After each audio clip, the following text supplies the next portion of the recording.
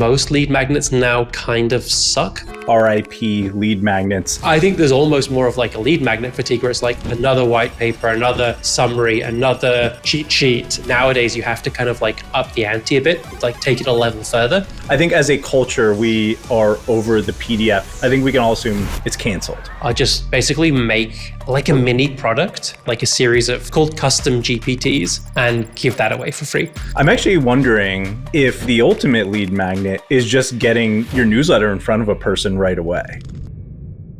All right, what's up, dude? So I sent you a pretty ominous text this week, and it just said RIP lead magnets. And so you and I went down a little bit of a rabbit hole on these things. But I want to give the readers, the listeners, some context as to why I sent that. It's something I'm working on with one of my consulting clients, and basically, they came to me and said, hey, the person who's running Facebook ads for us said that they want us to create a lead magnet. And basically, that lead magnet was just a bunch of their content repurposed into a PDF. And let me tell you, I'm not going to say who the client is, but their content, it's not something that would work well in a PDF and that anyone would actually want. It's more like daily kind of news. And so this just felt very strange to me. And the person who was running the socials or paid social was really pushing for this. They ended up making for it. I kind of advised against it or said, let's think of something better. But it really got me thinking about like, are lead magnets dead? Like, do they still work? I definitely know that one's probably not going to work, like your standard PDF. What are your thoughts on lead magnets for growing a newsletter list? Yeah, great question. Well, Tyler, like first, how are you? How's it going? Sorry, I just want to get right into it. I'm joking. Yeah, and I have a bunch of thoughts on this. So I was seeing the same thing myself over the last couple of weeks. We have a bunch of people who use lead magnets with their newsletters, like at Sparkloop as well. So you're saying they use it to incentivize people to sign up via Sparkloop, or completely separately of Sparkloop? Without for Facebook ads, Yeah. They'll use it like, and then they'll show paid recommendations afterwards. They'll use it as like the thing that people recommend in some cases. Right. A bunch of different ways, right? People have always done it if they can. It's interesting because I definitely think. Okay, so here's what I think. I think newsletters don't have like any kind of like, I don't believe the hype around like newsletter fatigue. Like people seem to be enjoying newsletters. They seem to be reading newsletters. I'm not seeing any like fundamental issue with people having too many newsletters. But what I'm definitely seeing compared to like 2, maybe 3 years ago is that people don't want to sign up for another newsletter. Like everything is now like, oh, join my Substack, get my newsletter, go sign up for this newsletter, right? It's like, dude, why do I have to go and like put my email address in and get something in a couple of days? Just like, I want the thing, give me the thing now, right? Like people don't have the attention span to watch a whole TikTok video. I'm not giving you my email address because you might send me something interesting like a week from now. That's insane. Right. So I think lead magnets have always been the antidote to that, right? It's people love getting newsletters. They love reading them. They hate signing up for them because it's the vague promise of value in the future in return for some work that you're doing right now. Right. So lead magnets always have been, in my opinion, like the antidote for that. It's like, I'm going to give you something great now. You're going to give me your email address now, and you'll get that newsletter that you're going to enjoy a week, 2 weeks, a month from now as well, right? The thing for me that has changed, and I think this a big part of this is AI, is that there are now a lot more lead magnets out there. It's a lot easier to create a lead magnet, and most lead magnets now kind of suck because of how easy it is to just generate content. I think there's almost more of like a lead magnet fatigue where it's like another white paper, another summary, another cheat sheet, another swipe file of 10 resources, right? It's like, I get it. Everyone is trying to give me one of those. You can dress them up and make them seem really exciting. And maybe we can talk a little bit about how to like still squeeze some juice out of those old lead magnets. But I think lead magnets have moved on, right? I think like nowadays you have to kind of like up the ante a bit, like take it a level further. And there was probably someone in like 1999, whoever did like the first lead magnet probably was like, I will send you a PDF of 5 interesting things I saw last week. And whoever saw that the first time was like, holy shit, like I give you my email address and I can get your PDF. That's insane, right? And now that just wouldn't work at all. And I think we're past that point again, right? Like we've reached like the point where you need to up the ante like yet again. It's kind of It's like, kind of yeah. like the referral rewards, right? It's like Yes, exactly like that. everyone's just gotten like tired of it. It's like we get it. Like we can get a coffee mug or we can get a t-shirt. We're over, I think as a culture, we are over the PDF. Seeing words in a picture, a weird picture format, I think is over. I think we can all assume it's canceled. The analogy I was going to make, which is much less useful, but I'll do it anyway, is do you remember how like the first season of Love is Blind came out and everyone was like, wow, look at like these people and like how they're interacting and like that woman's feeding red wine to her dog and like everyone talked about this. And now they're on to like season 15 and there would have to be like a literal like sword fight for anyone to even mention it on social media. I think Yes. we've kind of reached that point, right? Like if you're bringing a red wine drinking dog to a sword fight, you have a problem nowadays, I think, with your lead magnet. I do not get that reference, but I understand what you're saying. Yes, it loses, everything loses its luster after a while, and I think the traditional PDF lead magnet has lost its luster for sure. What are you seeing work? What are some like really good lead magnet examples that you've seen recently? Well, it's kind of funny because as you were talking through that, my brain was going back to the reason that I texted you and said, RIP. I'm actually wondering if like the ultimate lead magnet is just getting your newsletter in front of a person right away, right? And I wonder if that's like been because it's always been a bit of a technical issue for me, and I'm sure it could be solved easily. But the issue is, right, if someone signs up for my newsletter with whether it's there's a promise of something or they just sign up because they want to get it, they do, even if for a daily newsletter, have to wait potentially up to 24 hours to get my newsletter, potentially longer if it's, over a weekend. It'd be really cool if there was a tool, which could be used as a lead magnet. That's something you could build, Louis, is it was able to shoot out the email, whether it is in a PDF or it's just from Beehive or, Kit or whatever, and they get it immediately like that day, right? So they get the most recent email right away and it lands in their inbox almost right after the welcome email, right? So it's like they get instant gratification because I think a lot of times we'll put in there like, here's an archive, you can go dig for it. But how many people are actually like going through that process? So maybe we've come full circle and the ultimate, the ultimate prize here is literally just getting the content that you want. Interesting. I think it's really a technical issue right now because like I have no way of actually sending the newsletter that went out at 6 a.m. today.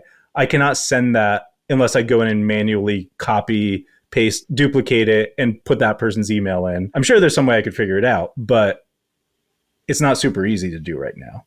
I think that mechanism can work where you have, for example, probably on Beehive or Kit or Substack, whatever you're using, you have the web version of your newsletter, right? Of today's sent. Yeah. And you can gate that so that someone can maybe either they can read nothing, they can read the first paragraph, they can read a couple of paragraphs. Right. You can do it however you want, right? But you can make it so that like at a certain point they have to put their email address in to get it. And then they just unlock the whole thing. Like they don't need to read that email, like they don't need to continue reading it in their inbox, they can continue reading it on the page, right? So I guess you have that there. The challenge I think is still the same one though, which is like, I guess you can just promote that newsletter edition. You can be like, hey, come and get like today's roundup of news from me or whatever it is. You can probably do that. I've definitely seen that work in some cases where people are really good at sort of hooking and titling and formatting every newsletter send they do as if it were a lead magnet. And that's actually something that I've tried to do, and I think I do reasonably well, which is I sort of come up with like a lead magnet style hook, and I try and have like some sort of like lead magnety downloadable thing in pretty much every post. And then that effectively becomes the title. So even if I'm like sharing it on Twitter, it's going to be like the 5 examples of this or the free template or like get the full script of whatever it is that people can download. But that's easier with my kind of newsletter than it is with like a daily newsletter. That's a good point. Okay, so it's an interesting idea, but do you have any traditional ideas, or I guess more traditional ideas that are not just PDFs for a lead magnet? Yeah, I mean, the big one that I'm seeing is like the upgrade in terms of the effort that you put in, because AI, in my opinion, it's made the content stuff basically useless because everyone can do it and everyone expects it to be rubbish. Right. But it's also made it so much easier to like produce much better, like valuable things, right? Right. If you're still doing like Yeah. the old PDF style and you're just using AI, like you're going to disappoint people when they get your lead magnet for sure. But to your point, it's like you can go the other way and just like take that and make it into something awesome. Unless, weirdly enough, like I think there's another play with this, which is like if you just generate like loads and loads and loads of like programmatic lead magnets that are super, super specific. You could do like the 5 things that are happening in this particular location today. And it's completely generated with AI. And then you have like TikToks and Instagrams like seeded going out all the time with those things to an audience that maybe isn't like, if you're targeting like 50 to 65-year-olds, they're probably still excited by that kind of thing and they're going to download it. That probably can work if you have that twist. But yeah, no, I mean, the ones that I'm seeing, like, a really interesting one, I've got like 4 or 5 examples. One that I saw really recently that I really liked is a friend of mine called George Blackman. And he writes the Write on Time newsletter, which is all about script writing for YouTubers. And what he's been doing is he's been building out like a series of like, they're called custom GPTs.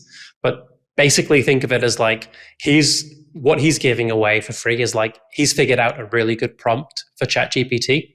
And he's basically giving away the prompt, right? So he's saying like, hey, rather than me telling you how to do this, just copy and paste this thing, and then you will get these results, and you can actually use it, right? And that's working super well. Another big one that I really like is quizzes, because quizzes are now just like so easy to make, and everybody loves taking quizzes and like finding out, the results. So Gretchen Rubens, I was talking to her a couple of months ago. She has this 4 tendencies quiz on her website, which is like a super quick multiple choice quiz attached to her book. She has added hundreds and hundreds of thousands of subscribers through that quiz. Was this the woman that we met at the mastermind? Yeah. Oh my God. She was so humble. She's like, yeah, I don't know. I created this thing and I have like 1 million people on my newsletter list. Pretty amazing. And the other one which we talked about another quiz a couple of weeks ago was was Millie with her generalist newsletter, and how she's doing like 1,000 still getting plus like 5 emails a day from her, but she's crushing it. Yeah, she gets 500 to 1,000 subscribers a day, I think, from that quiz. Couple more. My ones that have worked really well for me are just basically make like a mini product and give that away for free. So a couple of weeks ago, I brought out like a tool to generate better subject lines for your newsletter. So it just kind of goes back through your own subject lines and looks at what the best ones were, which ones performed best. And it looks at like the very best subject lines from other newsletters. And it uses that with AI just to build like a good, like to give you basically like 10 subject line suggestions for each send before you send it. So it looks at the content of the newsletter and then goes, okay, based on this, based on what we know, here are 10 suggestions. And they're pretty good. Right. Yeah. And that's pretty awesome because, right, that's basically taking, right, for all the people who are sitting on like a PDF lead magnet, basically you could take that lead magnet or that what you've already written that, is in theory full of a ton of value and just create like a really good prompt around that and create a custom GPT for totally free, make a little logo, and then all of a sudden your PDF just feels like a product, right? And it's like you didn't really actually do any more work. It's just the people are receiving it in a different way. And I think it's not, sorry, just quickly, it's not just that they're receiving it in a different way, but it's, if I give you the PDF, what I've done is I've given you something to do some work with. I've given you a job, made it slightly easier. It's going to be a useful job, but I've given you work to do. If I just give you the tool, I'm taking the work away from you. I'm saying, hey, no, just press this button.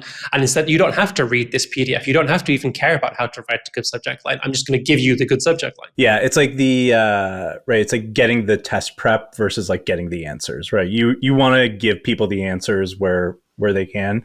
And I think that there's even other ways you can do that. Like I think using like a custom GPT, which most people right on earth still don't understand how to use those. So it's still really impressive to a lot of people, especially depending on your niche. Obviously not if you're writing an AI newsletter, but if you're writing something to more generic crowd, something like that is still pretty awesome. But I don't even think you need to go that far, right? Like you could literally just take your PDF, and I feel like even putting a little bit of, it's like the lipstick on a pig, right? Like if you throw that in a Notion or like even a Google Doc, it just, the feel of it just looks a lot different, and it feels like a little more tech savvy and that you put some work into it, especially if it's something that a product or like a platform that people don't understand as much. it kind of feels cool and novel. So like I still fall for a lot of like the Notion stuff, right? Because it's like, oh, I get this like this Notion doc or like Mm. whatever they call them, and I know it's just the same as if I downloaded a PDF. But as soon as I see a PDF, my eyes glaze over. So it's kind of just, I think some of it comes down to like marketing it, right, and packaging. Yeah, yeah, definitely. I mean, that part of it is absolutely huge, right? Like that, like I love the ones that are like I spent 232 hours Mm. researching this, so you don't have to, and get it. And it's like, no, you didn't. Come on. Yeah, yeah. And I've been guilty of this as well, Oh and they my! do work really The well. amount of lead magnets that are sitting in my email inbox that I've just never opened, um, yeah, countless. So Because much AI flop. well, that's fine though. Like you never know when you might need it, right? So like if that's the trade off of getting it immediately, like why not? The other one that worked really well for me was like I did something like that. I did 200 plus newsletter landing pages with the actual like conversion rate stats and everything, and I turned that into like a swipe file that people could download. Did that whole thing. Worked fine. I got a couple hundred signups from it, from sharing it on Twitter and LinkedIn. Did the whole like comment newsletter or comment landing page if you want me to send it to you kind of trick to get that out Yeah. there, which still doesn't work on Twitter so well anymore. Still really, really I, crushes it on LinkedIn. that was actually you stole my last point. I was going to say whatever you do, like if you're making a lead magnet, the place that they still work so well is LinkedIn. And I actually think again it comes back to like the marketing of it is that you relate it to a person, especially someone like yourself, right? It's like, you call yourself what, the newsletter guy, right, Yeah. on LinkedIn. So I think as soon as people see that and people know you in the space, automatically you have this credibility versus if they just saw, your newsletter name out on some other random newsletter. It's like there's not that link between you being the expert and you providing the value to them. So again, it's just like how you package it, and like that LinkedIn thing works so well because you can hit them with a good hook. You have the picture of you. You can, see your credentials right there, and then it's like, hit the comments with growth, and you're going to get this thing. It's chef's kiss still. Yeah. And the other thing I really like about that, by the way, is like the social proof dynamic of it. Because sure, like the 10 or 15, maybe 20 people who follow me are going to be the first ones to like comment whatever it is, YouTube or Totally agree. newsletter. Yeah. But then what LinkedIn does is it will show that post to people in, like let's say you comment on my lead magnet post and you say YouTube. What LinkedIn will do is then show that post to people in your audience, like in your sort of circle of connections, who think it might be who it thinks might be a good fit for them as well. And what they will see is they won't just see my lead magnet, but they'll see that Tyler wanted this, and so they're Yeah. going to go, okay, cool. Well, this seems cool. Tyler's legit. He wanted this. I guess I should get this too because I don't want to miss out on this cool thing that Tyler's got. And then their like acquaintances will see it, and so on and so on. Right. So I think that part of it's super powerful. Yeah. It's always, I see that, all the time when it's people like in the newsletter space that have it. I'm like, you almost feel like it's like FOMO, like you have to have it because you're like, well, like in theory, I guess we're kind of competitors. Like, I want to know what they're getting access to. Yeah, it's super powerful to just see that name and like somebody else having written it. And I Yeah. think that there's one person crushing it right now with this and I think it's because he's doing kind of a mastermind, is shout out to Nathan May. He's just been like absolutely crushing social media, especially LinkedIn recently, and doing a lot of these like lead magnet type things. And I've gotten all of them, and they've been pretty awesome. Who will be coming on the pod soon? Spoilers. I think we're fine. But the one thing I'll say about that, like, not that Nathan's like, he does a great job with his lead magnets. The one thing you have to watch out for if you're going to do the content version of that is if someone comments, you have to deliver on the quality of the lead magnet, because if it sucks, that person is never coming back for the second one. And so you can end up with no engagement by the time you do your second or third one if the content really isn't good enough. Like if you've literally just screenshotted 5 newsletters and like put them into like a shitty Google Doc, yeah, you'll get a bunch of signups the first time, but people ain't coming back for the second time. I mean, especially if you're using those for, kind of top of funnel for a course or something you're selling, which I think some of those guys are doing. Yeah, you have to deliver because that's just going to show what value are you actually going to provide, when I start paying you for things. The last one that I want to get into is like the discount side of things. Like I've seen a bunch of local newsletters that are doing coupon booklets or like date night challenges or like, complete the top 10 burger restaurants in our local area as lead magnets. So they don't just put together the list of like, here are the top 10 burger places. They go, here are the top 10. Here is like $200 worth of discounts and coupon codes in here for you, completely free. And if you complete the whole set, you get something else, right? For example, right? If you finish the map of the 10 places, I really like those. Like they take that little bit more work than just scraping Google Maps for the top 10 burger places, but I think the results of that really pay off. It's like one of those situations where you can't get 80% of the results with 20% of the effort. I think you can get like 20% of the results with 20% of the effort. And then if you just put in like that extra 20%, you can get like 80% of the results.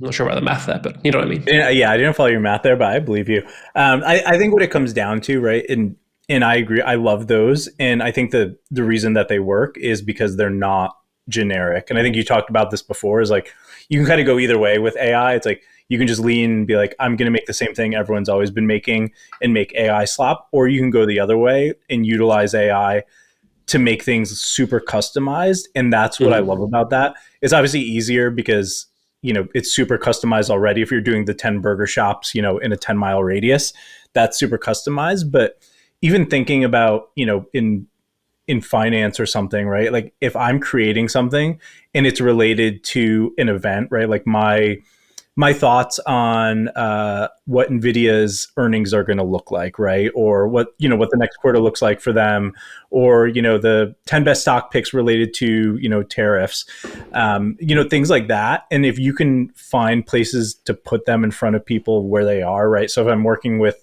another newsletter and it's related to crypto, right? Like I probably shouldn't be putting my lead magnet for NVIDIA there. I should probably be putting it, something related to crypto in there. And so I think like using AI to just like customize that stuff as much as possible is probably the big advantage.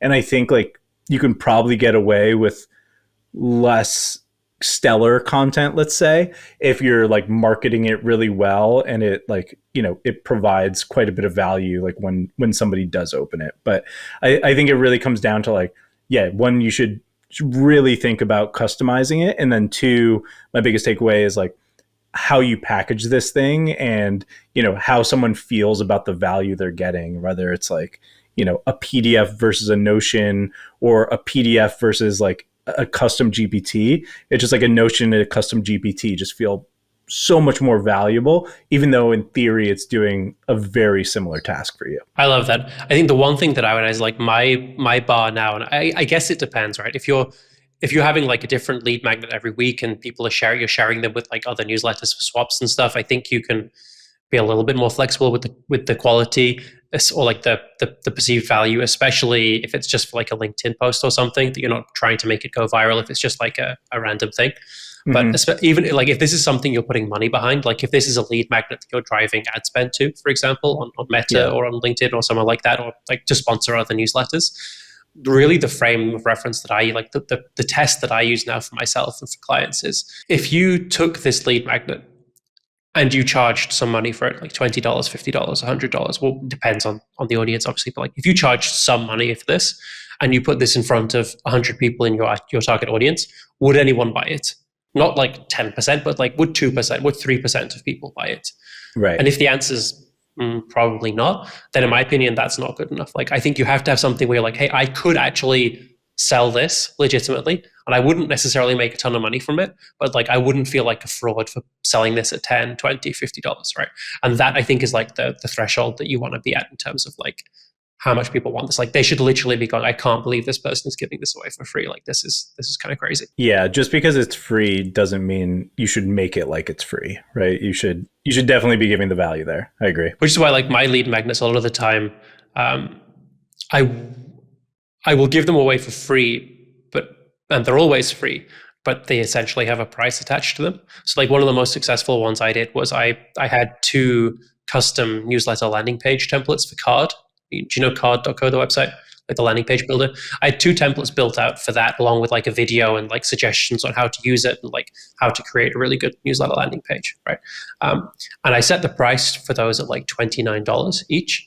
And then I always give them away for free, right? That's my lead magnet is you can get those now. Like, no, it should be $29. You can get them for free. Right. I didn't even realize this, but when you claim those templates for free, it sets me as the affiliate inside of Card for like if you go on and like you don't need to have a paid card plan, but you can upgrade to paid if you want. And I randomly logged in, like I set this up a year ago. I randomly logged in just to be like, I wonder if anyone is like actually using these templates. Right. And I've made nearly $1,000 That's pretty awesome. from my affiliate code over the last year. I had no idea. I was like, wow, this is crazy. I should someone should have sent me an email about this at some point. Which is, yeah, I didn't mean to. I didn't even know that it was like an affiliate thing. But right. Yeah. I mean, I think actually, I mean, that's great, obviously.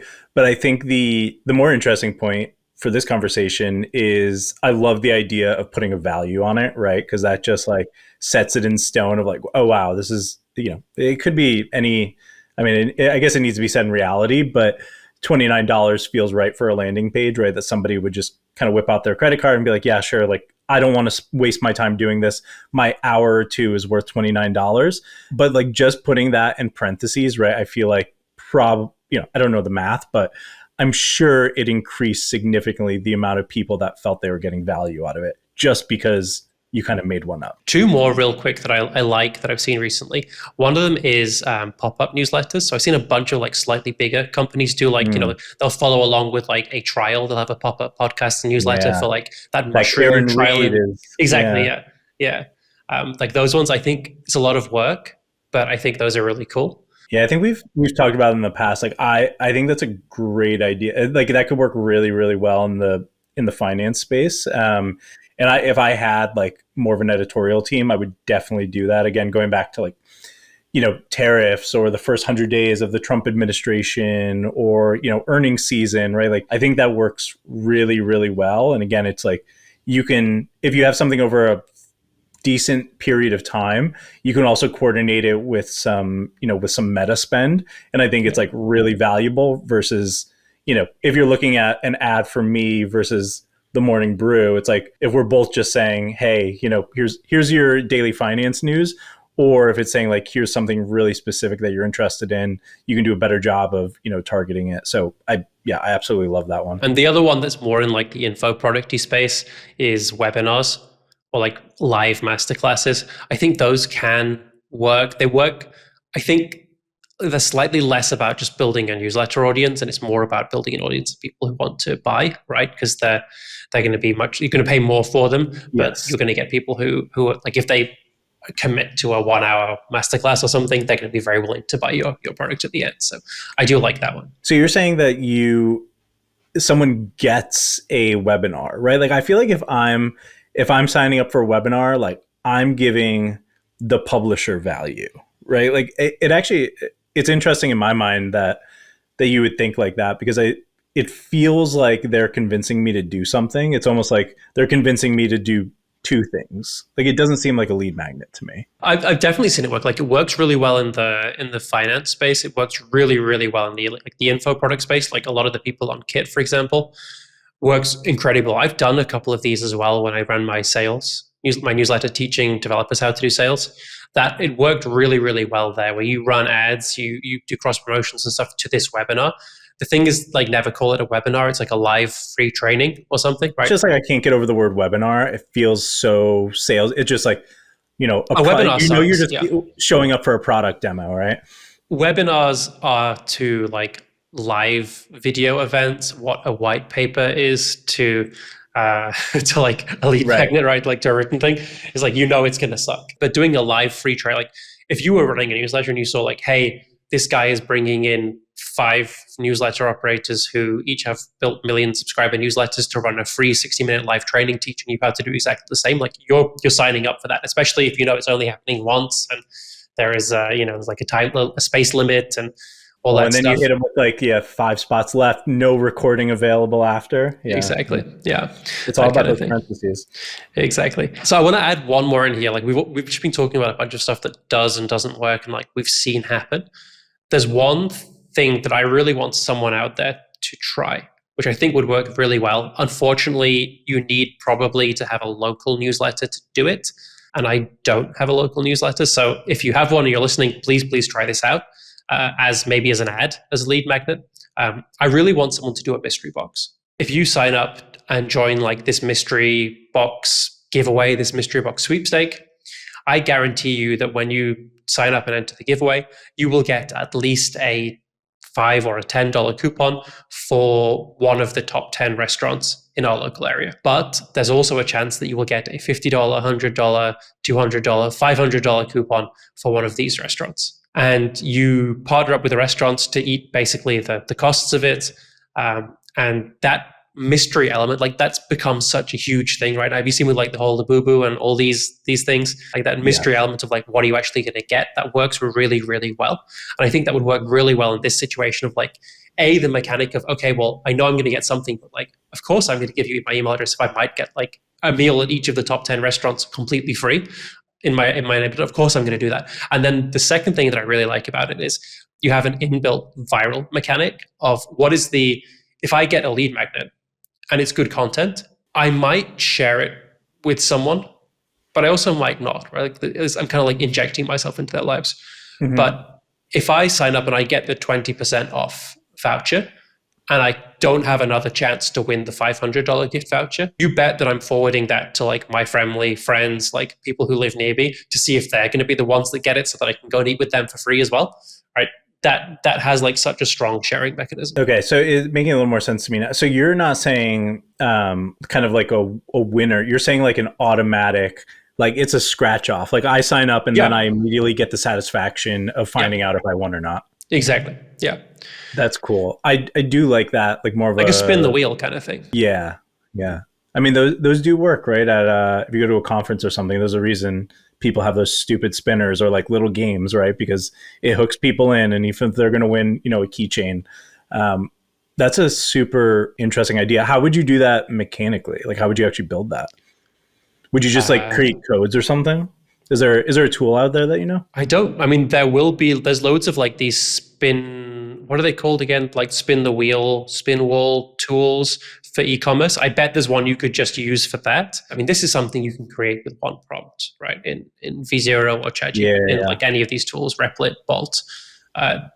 There's not a lot that you have to do. I think you just have to sort of guess at how many people you expect to be using this, and then set the chances right so that you you don't give away all the prizes on the first 10 people. Yeah, I think you could do something really cool, like even like building it out, talking about Labubu, which I still don't fully understand, probably because I'm a 37-year-old man, but I think just like having the graphics of like ripping something open or like that feeling of scratching or something just adds to it. And again, it's just like it's not really all that different than these like giveaways that we do, but it's just taking that to the next level. And I think that's just a really good note for the newsletter industry, is like we just have to like start taking things to the next level, or you're just going to be like every other goddamn newsletter out there that's just doing all the stuff that the Morning Brew had been doing for the past decade. I totally agree. Let's talk about stuff that people have been doing for the past decade that maybe isn't going to work anymore. Look at that transition. I'm crushing it. This is pro level stuff. Yeah, I didn't know you were a podcast guy. I thought you were a newsletter guy. Yeah, well, I've got the face for the radio, but we can make it happen. So a bunch of people have been talking about this. This is really weird. Like I got literally 3 people on LinkedIn in the past week alone have like tagged me into posts saying, hey, some variation of this. Like, hey, Louis, what are you thinking about opens and clicks? Do they still matter? Like, can we trust the engagement that we're seeing in our newsletters? How are you using this data? Or is it all made up? What do you think, right? And Dan Ashinsky had a pretty great post on this that sort of like summed it up. I think he got pulled into a lot of the same LinkedIn conversations that I did and got fed up deciding whether to answer people again and again or not. So he said the same thing. He said, do opens and clicks still matter? I've been getting this question a lot lately. His opinion is, no, they're not nearly as accurate as you'd like them to be. But yes, I do think they still matter. They can point you in the right direction to show you how your audience engages with your content. My advice, pay attention to them, but don't obsess over them. Tyler, how are you using opens and clicks? Like, do you look at them at all for the water coolest? Yeah, I mean, I think to answer the question, like, of course they still matter, right? And I think the point is here, you have to follow the money, right? Because who cares about opens and clicks still? Big pharma. It's all big pharma. Yeah. It's literally big pharma, yes. It's Koch brothers. I knew it. It was them again. Opens and clicks. Yeah. Damn them. The problem is, right, I guess it's a problem for us, but advertisers still care about opens and clicks. If you get on a call or you talk to an agency or something, the first thing they're going to ask you is, what's your open rate? What's your click-through rate? Right? Now, it's not the end all be all. It could be total bullshit, right? Like, to be honest, like, you could just be lying about it, right? There's no way to prove it unless you're taking screenshots or letting someone in, to your MailChimp account. But I think the problem is, like, to Dan's point, is you need somewhere to start. You need to start with a conversation. And the best place to start is still going to be opens and click-throughs. I think the best place to end up going would be to get to how much success the advertiser is having. And I don't just mean like what they're selling. Like, yes, I think that's great if you can get data from them on what they're selling. I think that's much more important than just like random clicks that are going, because those could be bots. But I think like also just like brand awareness. And I've been talking to some folks about this, about like brand lift studies and doing something like that more in the newsletter space, right? Because I think it tends to be pretty a lot of newsletters tend to be pretty top of funnel, especially depending on the product that you're slinging to people. And it's really hard to capture credit. And I say like credit without getting like clicks or open rates, and saying like, listen, a bunch of these people, looked at my newsletter, they saw your product, they read about it, they trust me. Maybe they didn't buy it that day, but, maybe they went and Google searched it, or, in 3 months when they, were going to be a buyer, they actually went and purchased it. And that stuff is just like really hard to prove. And believe me, for the past decade, I've been trying to have those conversations with advertisers. And with some people, they get it, they get the brand awareness. But for the most part, that stuff is going away. So I think that'd be a great place to get to. But I think in the meantime, while advertisers still care about opens and clicks, that means you as a owner of a newsletter need to care about opens and clicks. So, I wouldn't do anything sketchy to optimize for them, but I definitely would optimize for them, because it's going to get your foot in the door for a conversation. And, that's still super important, right? Like, you need to get in the door to start having a conversation about like brand awareness, or like how well you did for other clients, like all of that stuff. I think it still matters. And yes, to answer your question, for the water coolest, I still care about it. I still optimize for it. For all my clients, we still look at it. We still optimize for it.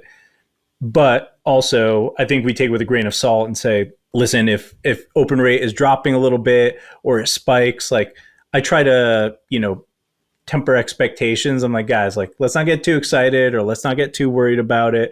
We're going to do some better cleaning. Or if, click-through rates spike, it's like, let's not think we're, the next morning brew. Like, let's not get super excited. It could be a weird kind of tech glitch. And so I think that I like to look at things like over the long term and more of like an average type thing, which is what you should be presenting to sponsors anyways. Yeah, I like that. I wasn't thinking about it through, like, primarily through the lens of working with sponsors, because I definitely agree there has to be value in opens and clicks, like in aggregate, right? So like in two places, like there's the trend of your own newsletter, like how are you doing today versus yesterday versus last week? Because right. Your audience hasn't changed dramatically, right? We'll get onto it probably in a second about like, what percentage of those opens are bullshit, what percentage of those clicks are bullshit. But that percentage hasn't really changed day on day or week on week. Sure, if you look at like versus 6 months ago, it has changed quite significantly, but week on week it hasn't changed. Same thing for advertisers, I guess. Like, I would prefer not to be in a situation like that if you can possibly avoid it. But if that is all that you sort of have like externally facing to go off and, your your competitor has a 60% open rate and a 10% click-through rate, and you're coming with a 40% and a 5%. I guess that's probably the best thing they can do, unless you're presenting them with like really compelling evidence where you can go, which is where I would want to be getting to, is like, hey, I saw that you ran with, I don't know, with exec sum last week. Spoiler alert, we ran with 3 brands that they ran with. On average, each of them tells us they get 20% higher conversions to what they're looking for from our audience, even though our audience is 15% smaller, right? Like if you can do that, which some newsletters are really good at that. I'm always impressed by like there's a couple of salespeople out there who are absolute sharks, and they do that. And it's like, oh, well, of course, like I don't even care about the opens and the click-throughs. I feel comfortable. Like there's a track record, right? There's something better than that data that's available. So I get it from there. The thing that I struggle with is like, because at Sparkloop, we think about this more on the growth side, about like trying to figure out who's a good subscriber, basically, right? So not like just across your list, but like who's worth keeping and who should you be removing. And I was looking at some of the data from Amida. They brought out a report early this year. We've done a bunch of testing ourselves at Sparkloop as well on like how many of these opens are real that people are seeing, how many of these clicks seem to be real. We haven't like published that externally, but I have a bunch of numbers internally. The numbers are just crazy, man. Like 90% of clicks in some cases are bots. Literally, like definitely for most people above 5 out of 10, easily up to 6, 7, 8 out of 10 clicks are not humans at all on your newsletter, which is insane. That always makes me feel like crap when I have a really bad day for an advertiser or something. I'm like, man, why couldn't I just get like some bot clicks in there, you know, to make it look better? But so I guess my thought on that is, do you think though, right, like it almost doesn't matter because we're all on the same playing field? Or do you think it is that important because we need to suss out what the really bad newsletters are who are kind of ruining it for the rest of us? Because I almost look at it like, everyone freaked out about like the Apple MPP changes, right? But the way I kind of looked at it was like, well, okay, like we're all going to be kind of on the same playing field. We're all kind of dealing roughly with the same issues, right? And like now it's like another technical thing. Like we don't know what opens are real or not. And so I think it's like, yeah, we're all on the same playing field. So it's like, is it worth losing sleep over? I don't think so. I think when you're looking at it from like the sponsorships point of view and like comparing yourself to other newsletters, I don't think it matters. I think also when you're looking at like comparing yourself, like your newsletter today versus yesterday versus last week, for example. Yeah, sorry, I keep bringing it back to my bottom line, but I guess I guess like that's where I like come from as the newsletter operator. It's like at the end of the day, it's like, am I making money or not? Well, when you're looking at it on aggregate, I don't think it matters. But I do think as any newsletter operator who's like, if you're thinking about growth, a bunch of people are looking at the engagement data from their subscribers. And that has now tipped. This time last year, it was becoming a problem, right? 20% maybe of your opens, sorry, not 20% of like your audience had masked opens. So of your opens, that probably represents like 50%, right? Which means your ESP is telling you they opened. We don't know if they did or they didn't. Right, that half of your opens, we just don't know if those are true or not. Basically, like they might be, they might not be. Probably is somewhere in between. This is last year. Probably like 10, 15% of your clicks are probably not legit. But again, it's 10, 50%. You still have at least 50% of your opens are legit. We can be more confident than not, right? You would never say like this subscriber is definitely opening and clicking, but you can say like percentage-wise, if it shows a click, the likelihood is like there's a 80% chance that they really did click and a 50+% chance that they really opened, right? Which is, those odds are still just about okay if you want to make decisions about individual subscribers or like groups of subscribers, right? Like if you got some people from Facebook, for example, and you want to say, are they good or bad subscribers? You could still just about do it. You wouldn't get everyone right, but you'd be directionally right this time last year. And at some point in the last 6 months, that has changed in a big way. But people don't realize this yet. Like it's absolutely insane. Even really, really big newsletters do not realize this yet. That if you go into like, imagine you get 100 new subscribers today, right? And you got 100 new subscribers last week and you're looking at their data today. 60 to 90% of those clicks, right, are complete nonsense. They weren't made by humans. Okay. So if you're looking at the group of people who clicked, spoiler alert, up to 90% of them didn't actually click, right?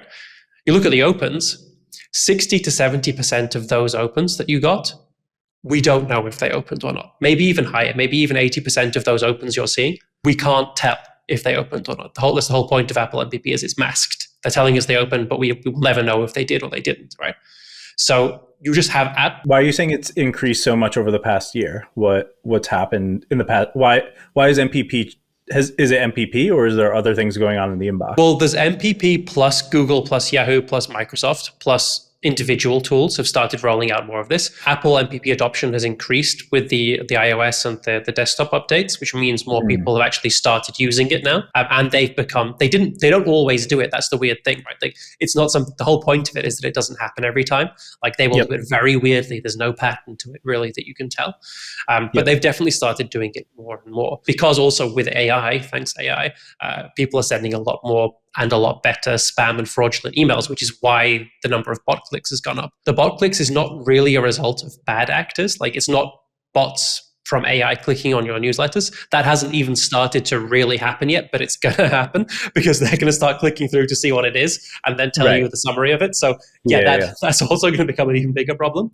But even now, like you should not be making any decisions about one subscriber, a group of subscribers, anything based on numbers where you know one of them is 90% bullshit and one of them is 60 to 80% bullshit, right? Imagine that decision anywhere else in your life where you're like, okay, do you want to which of these cars do you want? Like, do you want to keep this car? There's a 60% chance that the door won't open and there's a 90% chance that the engine won't start. Do you want it, right? Like it's absolutely insane. But people don't realize this yet. And the worst thing that's happening on the individual level is people are doing exactly what they shouldn't do, which is they're going, okay, so I know that some of these clicks aren't real. I know that some of these opens, most of them aren't real. There's a whole bunch of people nobody ever talks about, which is people who have different like personal security screening and like the privacy screening, like hey.com and all these different things. Yeah. Their clicks and their opens just don't show up as clicks and opens. So in addition to the 80% of people who your ESP tells you are opening, but they aren't, there is also like 10 to 15% probably of people who are actually opening and clicking, but your ESP tells you they're not. So you shouldn't remove the people who aren't opening and clicking either, because actually a bunch of them are some of your best subscribers. Yeah, I've had that conversation a lot of times where people are like, oh, they either want to remove the people that are like 100% opening or, like 0%. I'm like, it's so hard to know, right? It's like, let's try to do some testing on like if they'll click on something, if they'll engage with something, like let's send them emails. But yeah, I agree. Like looking at either end of the extreme of like if someone's opening 0 or 100% of the time doesn't tell you a whole lot right now. The worst thing is now people are going, okay, well, I'm gonna say, well, I only want like the people who are clicking every single email because I know that one of those clicks must be real, and that is possibly the stupidest thing you can do because if someone is clicking literally every single email, that's the only one you know is a bot. Like any of the others might be opening. That's the only one you know is not opening. It's crazy. It's a really, really difficult time in the growth space. And like, it's a really weird time because people just haven't caught on to this yet, right? So I think people are actually still going into like the subscribers they get from Facebook and trying to make any decisions based on that. And it's just absolute nonsense. It's the same trouble we're having this now at Sparkly, where we've actually started moving a bunch of people. Our whole thing, what we basically invented with paid recommendations was that you would only pay for engaged subscribers.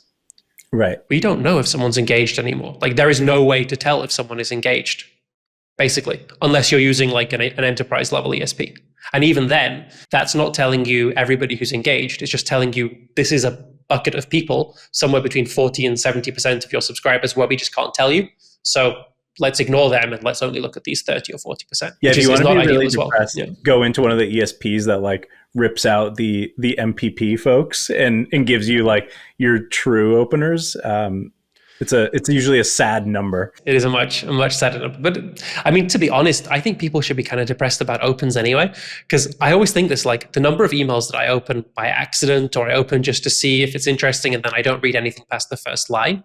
Like people assume an open means that someone made it all the way to the bottom of the email.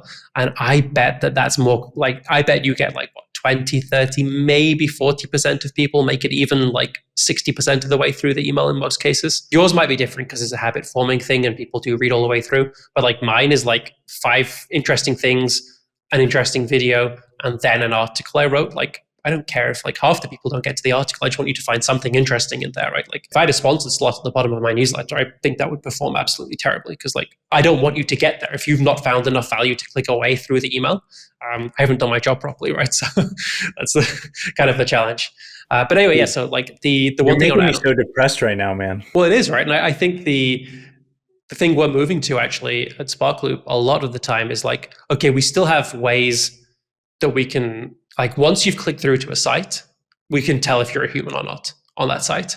So if you click through to a site and then you take an action there, we know you're a real subscriber. We know that you're actually engaged. So we can use that for engagement tracking. One of the things we're doing at the moment is actually moving a bunch of people completely away from even caring about the engagement screening and saying, hey, you need to know that what you're seeing in your email platform is absolute bullshit. Like it just doesn't mean anything on an individual subscriber level.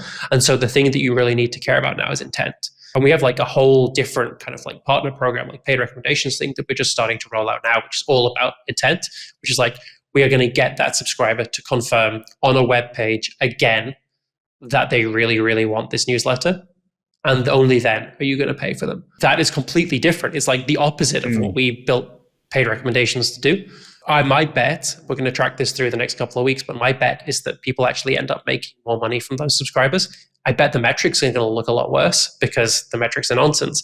But I bet when you track it back to like actual conversions to paid products, it's going to look a lot better on that front. So you're saying you're bringing us back to a true double opt-in world, essentially.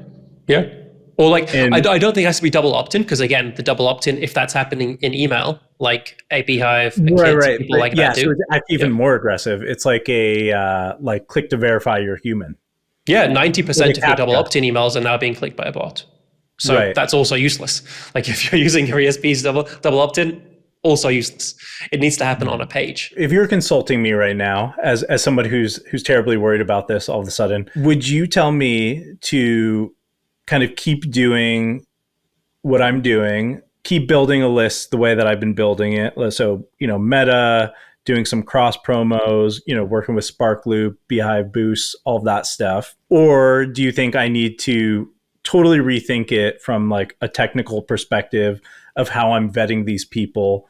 Or do you think like on the back end, I can just say like, well, they're taking action, my advertisers are still pretty happy? Or do you think that's really short-term thinking? I think it's a really difficult time right now. And I think if you're on a platform that doesn't give you that data that you need to know which ones are masked and which ones aren't, and which ones are bot clicks and which ones aren't, I think we just established pretty much, all of it is bullshit, right? Like there's no ESP that can actually tell what's good and what's a bad subscriber. They can tell the bot clicks. They can tell you the bot clicks.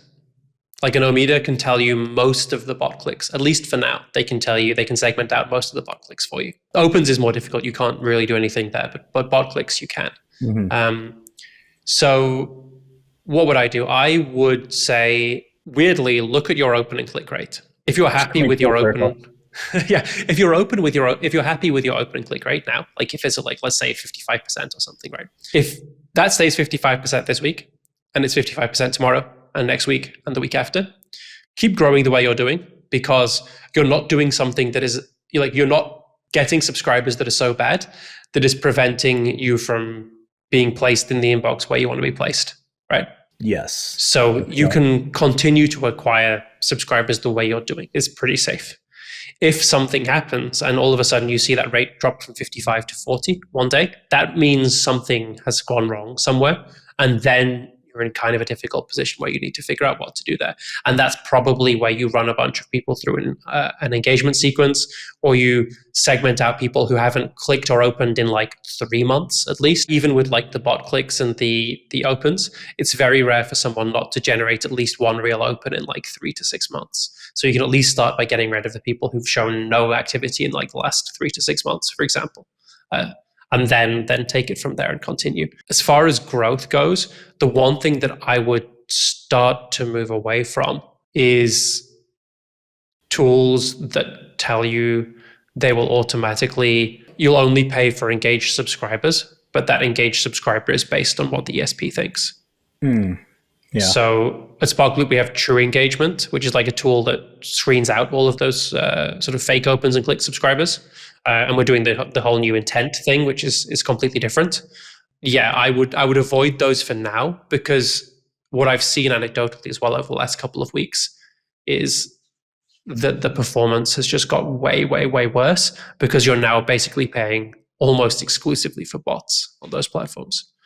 So there I would say keep the free recommendations. There's no harm to it. Keep Facebook, keep all that stuff. But I would definitely avoid like paid recommendations platforms that rely on the ESP. Damn. Okay, well, I was up here and now you brought me down here. It just sucks so bad because it's such an awesome time for newsletters, right? Like this opportunity where AI is just like killing the click, as we talked about last week. And then it's also, AI is well, I guess it's not really AI. It's just big tech is kind of killing us. Like in theory, AI hasn't even really come for the inbox yet, which is another hurdle that we'll have to deal with. Oh yeah, when that happens and everybody's emails are being opened by an AI and the AI is doing the clicking and the person is never even reading the email because the inbox is such a shitty place to consume content that it's going to be put somewhere nicer with all the images in the right place and it'll be maybe shown as like a swipe through video or something. That's going to be a fun time. But if you write really good content, I mean, you're still going to be in there. You'll still be able to sell your stuff to people. Like the link will still go through to those places. It's a good time for people who are good at content. It's a bad time for people who've been living that circle of like very cheap subscribers from Facebook into a cheap ESP, into an ad network, into AI written content that turns nasty. Right. Well, hopefully the government will give us all of us in the newsletter space universal basic income once this all goes away. Free basements for everyone. That's what I'm advocating for. That's what I want to see. Absolutely. Okay, on that positive note, I think we're going to wrap up there for today and head over to our Q&A session where hopefully things will be a little bit more bright and cheery. Make it happen. I'll put my smiley face on. Yeah, you are wearing black for this funeral, which was perfect today.